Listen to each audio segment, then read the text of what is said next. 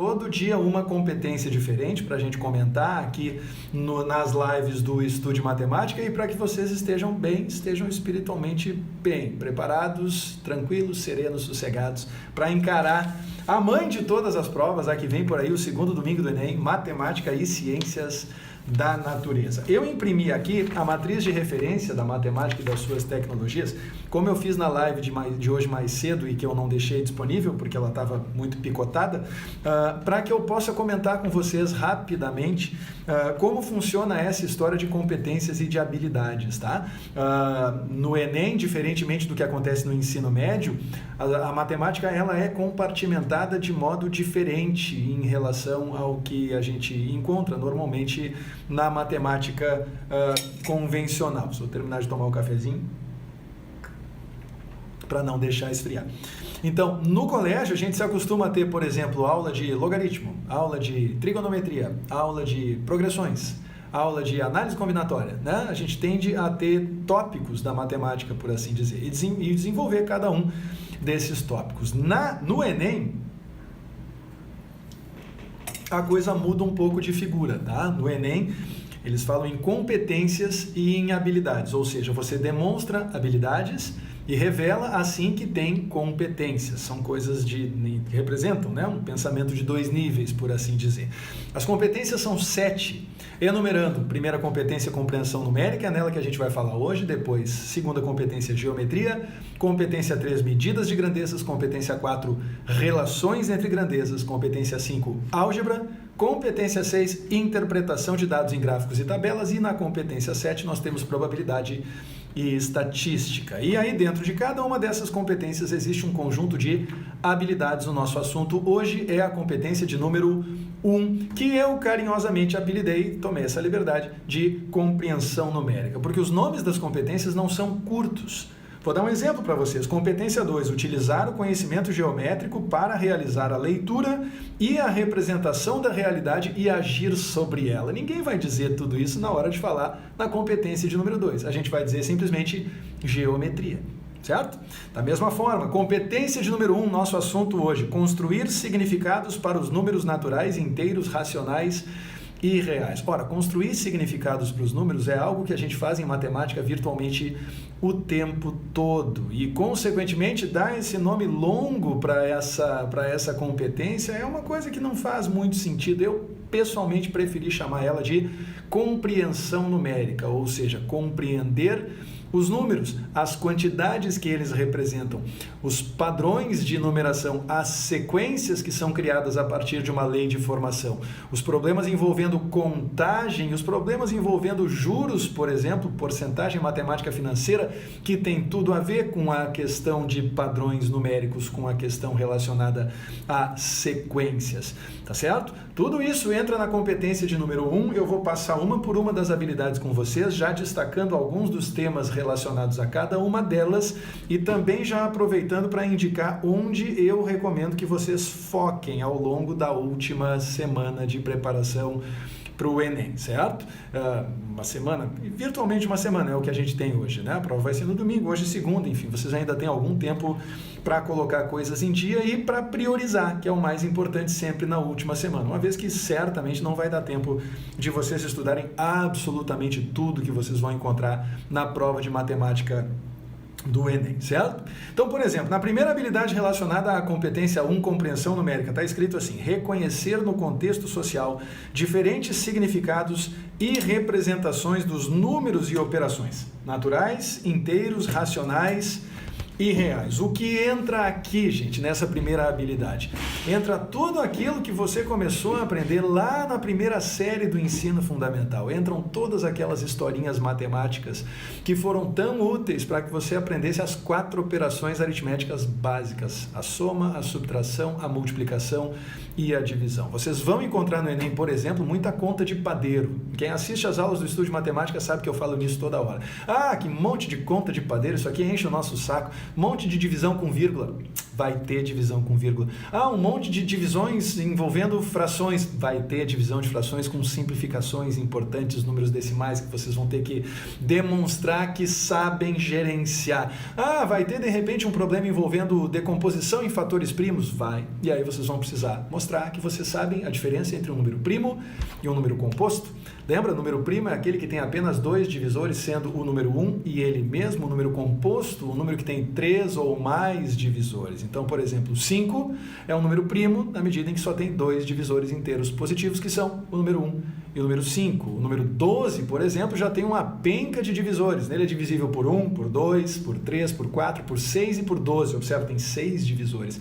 E, consequentemente, ele não é primo. Se ele não é primo, ele só pode ser composto. Realizar decomposição em fatores primos é muito importante para que vocês resolvam problemas que também entram nessa categoria, são relacionados a essa habilidade, que são problemas de mínimo múltiplo comum e de máximo divisor comum. Super comum mesmo, né? Com o perdão da redundância, vocês encontrarem problemas envolvendo MMC e MDC no mundo da matemática do Enem, no mundo da competência de número 1, certo? Então, eis aí o primeiro enfoque importante que vocês têm que levar em consideração. Toda aquela parte preliminar que vocês estudam lá no início do ensino fundamental, volta com força quando a gente fala na competência de número 1. Na habilidade de número 2, vocês têm o seguinte texto: identificar padrões numéricos ou princípios de contagem. E aqui o bicho pega.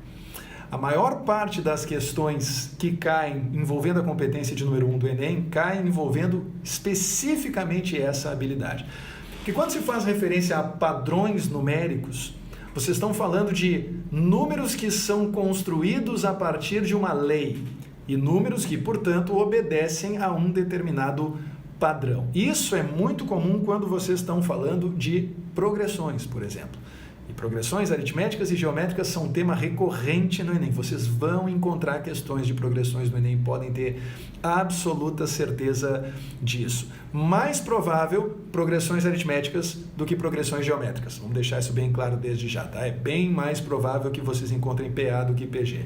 Quando cai PG, normalmente isso envolve a construção ou a determinação de um termo específico em uma sequência geométrica. E, aliás, aproveitando para diferenciar, que isso nunca é demais lembrar, progressão aritmética, aquela progressão em que a partir de um primeiro termo a gente determina o próximo, somando ao primeiro uma razão. E assim sucessivamente, a partir do segundo, somando essa mesma razão, um valor constante, ao segundo a gente obtém o terceiro, somando essa constante ao terceiro a gente obtém o quarto e assim sucessivamente. Ou seja, cada termo corresponde ao termo anterior, somado a uma razão, o nome que se dá para esse valor constante. Numa progressão geométrica, ao invés de somar, a gente multiplica. Cada termo corresponde ao termo anterior multiplicado por uma determinada razão. Então, exemplo de PA, por exemplo, uma sucessão de números ímpares. 1, 3, 5, 7, 9 e assim por diante. Primeiro termo 1, razão 2. E, consequentemente, somando 2 ao 1 e depois 2 ao 13, 2 ao 5 e 2 ao 7, a gente vai determinando os próximos termos da sucessão. Já nas progressões geométricas, a gente multiplicaria, a gente não somaria. Então, por exemplo, nesse caso, nós teríamos o número 1 multiplicado por 2 dá 2, vezes 2 dá 4, vezes 2 dá 8, vezes 2, 16 e assim sucessivamente a gente obtém a sequência chamada de geométrica. Tanto na PA quanto na PG, é importante que vocês saibam que a gente sempre leva em consideração esses valores constantes para a construção, tá? A gente não pode ter uma variação nessa razão. Por exemplo, vamos supor que eu queira falar em uma sequência, em um reconhecimento de padrões que envolve uma sequência que não é geométrica nem aritmética, a série de Fibonacci, por exemplo, famosa série de Fibonacci, em que a gente parte de 2 números uns e a partir daí o próximo vai ser sempre a soma dos 2 anteriores. Então, observa, 1 mais 1 dá 2, aí eu fico com 1, 1 e 2. Agora, 1 mais 2 dá 3, aí eu fico com 1, 1, 2 e 13. Aí 2 mais 3 dá 5, aí eu fico com 3 mais 5, 8, 8 mais 5, 13, 13 mais 8, 21 e assim sucessivamente. Ou seja, cada termo dessa sequência é sempre a soma dos 2 termos imediatamente anteriores, certo? Vocês observam que essa sequência não está estruturada nem como PA e nem como PG, e nem por isso ela deixa de ter a chance de aparecer no Enem, porque não está escrito aqui em nenhum momento identificar padrões numéricos ou princípios de contagem envolvendo obrigatoriamente progressões aritméticas e geométricas. E mais adiante, quando a gente olha para a matriz de objetos do conhecimento, que é uma página que está junto com as competências e habilidades, está escrito assim, ó, conhecimentos numéricos, sequências e progressões. E ele não fala em nenhum momento em progressões aritméticas ou em progressões geométricas. É amplo, simplesmente sequências e progressões, o que significa que podem cair sim sequências que não são nem aritméticas e nem geométricas no Enem, e vocês têm que estar preparados para a eventualidade de encontrarem isso por aí, certo? Seguida nessa mesma habilidade está escrito assim, depois de padrões numéricos, princípios de contagem. E vocês todos que acompanham as transmissões do Estudo de Matemática sabem a minha opinião a respeito disso. A análise combinatória é coisa do demônio. Princípio de contagem está intimamente relacionado com o princípio fundamental da contagem, que estabelece que diante de um determinado processo que é composto por várias etapas e em que cada uma dessas etapas pode ser realizada a partir de um certo número de possibilidades. O total de possibilidades de realização do processo inteiro é dado pelo produto das possibilidades de cada uma das suas etapas, certo? Essa é a ideia do princípio fundamental da contagem, e princípios de contagem é o que vocês têm aqui na habilidade de número 2. A grande maioria das questões de análise combinatória que caem no Enem são questões de contagem. E eu digo mais para vocês, eu tenho convicção, muita convicção, de que muitas delas são questões que mesmo quem fez a questão tem dificuldade em resolver. Ou porque não conseguiu enxergar todas as possibilidades no momento em que aconteceu a proposta da questão, ou simplesmente por encontrar caminhos diferentes de resolução, dando mais ou menos relevância para determinados elementos do enunciado. Então fica a dica, fica o registro, vocês já sabem, tá? É muito importante levar isso em consideração. Análise combinatória é coisa do demônio, eu jamais recomendaria que vocês se afundassem estudando análise combinatória agora, a uma semana do Enem, tá certo? Mas, infelizmente, estejam certos de que vocês encontrarão análise combinatória na prova, muito provavelmente, no mínimo, na mesma medida em que vocês encontrarão as questões de progressões. As questões de progressões, tanto aritméticas quanto geométricas. Aliás, mais aritméticas do que geométricas, como eu falei para vocês. Mais determinação de termo numa sequência e menos soma de termos. Quando cai soma de termos, normalmente o número de termos é suficientemente pequeno a ponto de permitir que vocês realizem o cálculo da soma de cabeça. Olha, é uma vantagem porque é uma fórmula a menos para a gente decorar.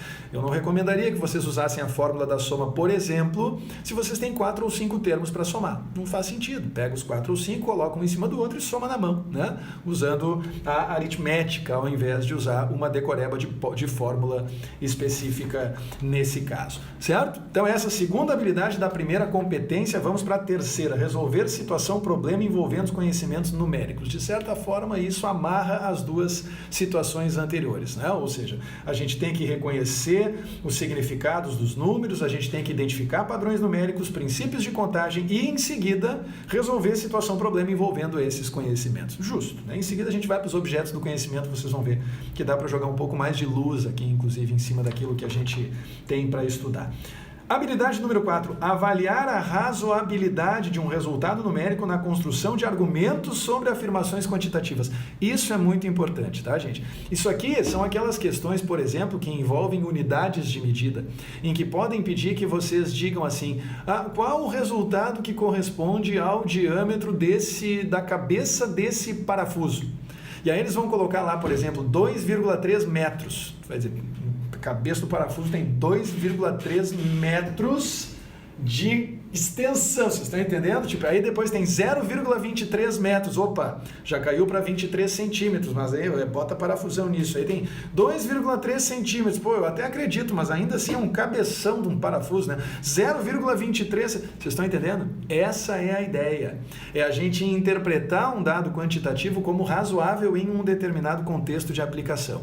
Isso pode acontecer, é muito comum em problemas envolvendo unidades de medida, que podem ser unidades unidades de comprimento, como foi o caso agora, o diâmetro, né, na verdade, unidade de comprimento, pode ser unidade de tempo, pode ser até, por exemplo, dados relacionados a dinheiro, a grana, montante, sabe? Tipo, expresse 157 bilhões de reais é o tamanho da dívida do país tal, expresse esse número por extenso, e eles querem saber se vocês sabem identificar a alternativa onde está escrito 150 e poucos bilhões, certo? É esse tipo de coisa, por incrível que pareça, que costuma estar vinculado a esse tipo de a demonstração de que vocês têm esse tipo de habilidade. E finalmente a habilidade número 5, avaliar propostas de intervenção na realidade utilizando conhecimentos numéricos. Vocês vejam como a coisa parece meio redundante até, de certa forma, né? Porque primeiro avaliar a razoabilidade do resultado, depois avaliar propostas de intervenção na realidade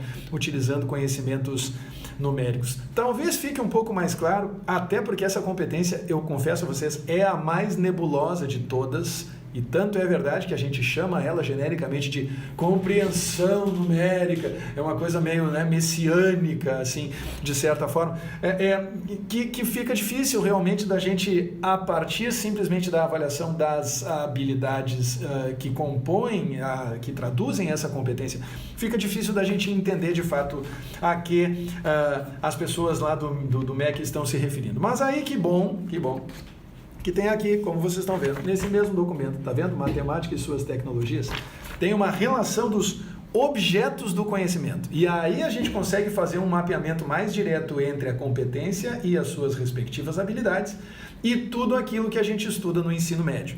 É aqui, não é lá. Lá a coisa é muito etérea, é muito, né, 30 mil pés de altura, é muito nebulosa, por assim dizer. Aqui a gente consegue ter um pouco mais de controle do que está sendo estudado. Então vamos lá, conhecimentos numéricos. Operações em conjuntos numéricos, como eu falei para vocês, soma, subtração, multiplicação, divisão, potenciação, radiciação. São 6, na verdade, sendo as 4 aritméticas básicas e as outras 2 que a gente aprende um pouco mais adiante. Com os números naturais, inteiros, racionais e reais. Vocês observem que não aparece aqui o conjunto dos números irracionais. Para quem acompanha as aulas do Estude Matemática, isso não é novidade. O conjunto dos números irracionais é formado pela família do π, 3,141592653589, 3 pontinhos, que vocês conhecem simplesmente por 3,14, mas não é 3,14, ele é aproximadamente igual a 3,14. A sua expansão é aperiódica, a sua expansão é formada por uma sucessão de números infinita e que não tem a ver uns com os outros, aparentemente parecem números meio bebuns, por assim dizer. E, portanto, é o primeiro grande representante da irracionalidade de certos números. Além da família do π, entra a família do e, número de Euler, certo? O famoso 2,718281829, 3 pontinhos e assim sucessivamente, que as pessoas no ensino superior normalmente arredondam para 2,718, é uma boa aproximação do número de Euler. As raízes inexatas, as dízimas aperiódicas, os logaritmos inexatos, todos esses números são números irracionais, são números que não podem ser representados na forma de uma fração e, consequentemente, estão de fora, por incrível que pareça, dessa apropriação que a competência de número 1 faz dos conhecimentos numéricos e desse mapeamento dos conteúdos que a gente estuda no ensino fundamental e no ensino médio para esse fim, certo? Então fiquem tranquilos com relação a isso. As operações que vão aparecer são operações com que você certamente tem familiaridade e não precisam se preocupar na reta final em se aprofundar muito no estudo dos números irracionais, porque,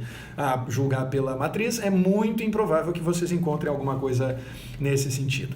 Desigualdades entram aqui também, por incrível que pareça. Melhor aproximação normalmente envolve desigualdades, só tomem cuidado, porque se essas desigualdades envolverem pelo menos uma variável, uma ou mais variáveis, elas já não estão nessa competência, elas estão lá na competência 5, a competência de álgebra, a competência em que a gente trabalha com situações como essa, em que números são representados por letras, por assim dizer. Normalmente o X, o Y, mas às vezes o A, o M, o K e assim por diante, certo? Então, desigualdade, simplesmente comparar trocar números para saber se vocês têm consciência do que traduz essa comparação, né?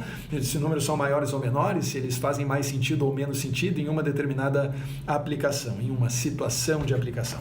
Divisibilidade, como saber se um número é divisível por outro. Tem aula rápida do Estude Matemática, inclusive, tanto no Facebook quanto no YouTube. No YouTube tem uma playlist de mini aulas, são mais de 80 mini aulas que vocês encontram lá, todas elas com 3, 4, 5 minutos de duração. Se vocês procurarem divisibilidade, vocês vão encontrar, aliás, não só uma mini aula, mas vão encontrar também um resuminho. Vocês sabem, os resuminhos que estão no nosso calendário, vocês encontram por lá também, tá certo? Divisibilidade por 2, quando o número termina por 2, 4, 6, 8 ou 0. Divisibilidade por 5, quando o número termina por 5 ou 0. Divisibilidade por 10, quando termina por 0, certo? Divisibilidade por 3, por exemplo, quando a soma dos dígitos resulta em um múltiplo de 3. Divisibilidade por 9, da mesma forma, quando a soma dos dígitos resulta em um múltiplo de 9. Divisibilidade por 6, quando o número é múltiplo de 2 e de 3 ao mesmo tempo. Vocês estão vendo? Cada uma delas tem as suas regrinhas. Divisibilidade por 4, por exemplo, quando os dois últimos dígitos representam um número divisível por 4. Divisibilidade por 8, quando os 3 últimos dígitos representam um número divisível por 8. Tudo isso cai nessa noção de divisibilidade, que não é o mesmo que fatoração, tanto que estão as duas representadas aqui, divisibilidade e fatoração, certo? Divisibilidade simplesmente indicar se um número é divisível por outro, e nesse caso esse outro costuma ser 2, 3, 4, 5, 6, 8, 9 e 0. 7 normalmente a gente deixa de lado porque ele tem uma regra de divisibilidade tão complexa, tão complicada, que acaba não fazendo sentido a gente fazer o teste. A gente divide por 7 mesmo para ver se é divisível ou não, para ver se o resto dá 0 para essa divisão ou não, certo? Fatoração entra aqui, como eu falei para vocês, problemas que envolvem fatoração ou decomposição em fatores primos são problemas de mínimo múltiplo comum e problemas de máximo divisor comum. As duas categorias costumam aparecer bem representadas no contexto da competência 1 do Enem, certo? Em seguida aqui ele fala razões e proporções, só que isso não entra na competência 1. Razões e proporções entram na competência 3, na competência 4, certo? Mais especificamente na competência 3, medidas de grandezas, vocês têm grandezas e razões. E na competência 4, relações entre grandezas, vocês têm proporções, porcentagem e eventualmente juros. Só que aí é o seguinte, quando vocês falarem em juros que estão sendo aplicados em apenas um período de capitalização ou em uma mercadoria que está sendo comprada, cujo prazo de pagamento é de uma única parcela, aí vocês vão estar falando em um problema de juros que pode ser avaliado sob a luz da competência 4, tá? Competência 4, que é relações entre grandezas. Se vocês estiverem falando de juros simples ou de juros compostos, ou seja, de rendas, de aplicações recorrentes, por assim, de juros, que pertencem a uma dessas duas categorias, então vocês voltam para a competência 1. Porque juros simples é nada mais, nada menos do que uma aplicação de progressão aritmética no mundo das finanças. E da mesma forma, juros compostos representam uma aplicação das progressões geométricas no mundo das finanças. Consequentemente, fica a dica para vocês. Vocês saibam em que âmbito vocês estão, dependendo do tipo de problema que vocês tiverem para resolver, certo? Depois disso, vocês têm relações de dependência entre grandezas, e aí RDG entra na competência 4 de novo, em que vocês têm a parte de proporção direta, proporção simples direta, proporção simples inversa e proporção proporção direta, proporção inversa, perdão. Depois vocês vão ter regra de 3, simples direta, simples inversa e composta. Sequências e progressões, como eu falei para vocês, entram aqui também. E princípios de contagem, ou seja, entra aqui também toda a análise combinatória para vocês encararem na prova de domingo no Enem, certo? Minha percepção a respeito disso. Tudo que a gente estuda para o Enem, especificamente em termos de matemática, tem uma relação de custo-benefício envolvida. Tá? Por exemplo, já antecipando um papo que eu vou ter com vocês nos próximos dias, como vocês sabem, é uma competência por dia. No caso de álgebra, por exemplo, vocês têm um assunto extremamente vasto, né? Ou um conjunto muito vasto de assuntos. Vocês podem, na álgebra, falar sobre funções exponenciais. Vocês podem falar sobre funções logarítmicas, depois funções trigonométricas, depois funções polinomiais. E aí vocês têm as funções mais tradicionais, é claro, em termos de incidência no Enem, a função de primeiro grau, a função de segundo grau, as equações de primeiro e de segundo graus. Vocês vejam como é vasto e tudo isso está dentro de uma única competência. E uma única competência não costuma ter 30 das questões do Enem, vocês têm 7 competências, então é natural que as questões se distribuam de maneira relativamente homogênea, mas não muito, relativamente homogênea ao longo de todas essas competências, certo? Então o que eu digo para vocês? Se vocês quiserem focar na competência de número 1 ao longo dos próximos dias, tome nota agora, se vocês quiserem focar na competência de número 1, certo? Foco nas 4 operações aritméticas, contas de padeiro, resolvam provas antigas, mas com moderação, tá? Não tentem reinventar a roda agora ou, enfim, né, abraçar o mundo, porque vocês não vão conseguir, vão se frustrar mais. Mas procurem não resolver essas provas usando calculadora, porque parte do trabalho de vocês vai ser mostrar que vocês têm a habilidade de resolver contas, né, que envolvam as 4 operações aritméticas básicas. Então, fica a dica, tá? As 4 operações, soma, subtração, multiplicação, divisão, envolvendo números decimais, envolvendo frações, muito importante. Aproveita para revisar as propriedades das potências, as propriedades dos radicais e a racionalização. No canal do Estude Matemática no YouTube tem uma playlist que se chama Vou Te Ensinar. Eu comecei a colocar alguns vídeos ali com a loucura do Enem, eu acabei não colocando mais, mas tem 5 vídeos lá que tem a teoria completa desses assuntos todos a que eu acabei de me referir. Por exemplo, tem potências, tem radicais, tem racionalização, tem produtos notáveis e tem produtos notáveis cúbicos, são os 5 temas que estão publicados nesse momento relacionados a essa esfera, a esse mundo preliminar das operações e da atribuição de significado aos números, certo? Em seguida, procurem dar uma revisada nas progressões aritméticas e geométricas, com ênfase nas progressões aritméticas, como eu falei para vocês. A incidência de progressões aritméticas é muito maior do que a incidência de progressões geométricas e, portanto, não justifica, nesse momento, vocês terem qualquer, enfim, né, qualquer preocupação ou exacerbada, demasiada com o mundo das progressões geométricas, tá? Vocês podem, com muita tranquilidade, focar nas progressões aritméticas e, eventualmente, expandir também o olhar para as sequências que não são aritméticas nem geométricas na sua natureza, como eu fiz referência para vocês há pouco tempo atrás, série de Fibonacci, uma sucessão de quadrados, por exemplo, né? Uma sucessão de fatoriais, né? Já falando em análise combinatória, 1 fatorial, 2 fatorial, 3 fatorial, 4 fatorial, 5 fatorial. Os resultados desses fatoriais não formam nem uma progressão aritmética e nem uma progressão geométrica, mas nem por isso uma sucessão de fatoriais deixa de ser uma sucessão de números que são construídos a partir de uma mesma lei, a partir de um padrão de formação. E é isso que o Enem cobra, na medida em que não faz sequer referência à aritmética ou geométrica, nem na competência, nem nas habilidades e nem na matriz de objetos que sucede esses elementos. Tá certo, gente? E em seguida, a análise combinatória. O que eu tenho para dizer para vocês na análise combinatória, velho? Na boa, entrega para Deus, sabe? Se não aprendeu até agora, não vai aprender na última semana. E a análise combinatória é um negócio meio frustrante, porque a gente tem a nítida impressão de que quanto mais a gente estuda, menos a gente sabe.